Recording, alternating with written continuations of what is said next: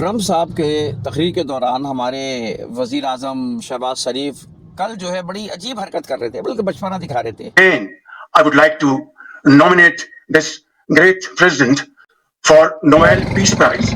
Mr. President, I would like to salute you for your exemplary leadership, visionary leadership, and I think that you're the man this world needed most at this point in time. World would always remember you as a man who did everything, went out of the way to stop 7 and today 8 wars. मैं कहना ही चाह रहा हूँ कि यार हमारे वज़ीर आज़म साहब है, पाकिस्तान की इज़्ज़त का ख्याल रखें। आप इस तरह उसको नोबेल प्राइज़ अबे भाई कुछ और भी सोच लिया होता। नोबेल प्राइज़ के पीछे पड़ के रह गए कि हमारे डोनाल्ड ट्रंप साहब को जो नोबेल प्राइज़ मिलना चाहिए, देना चाहिए। वो भी देखा कैसा शक्ल बना रहा है और वो देख रहा है क्या कह रहा है, क्या हो गया इसको हमारे।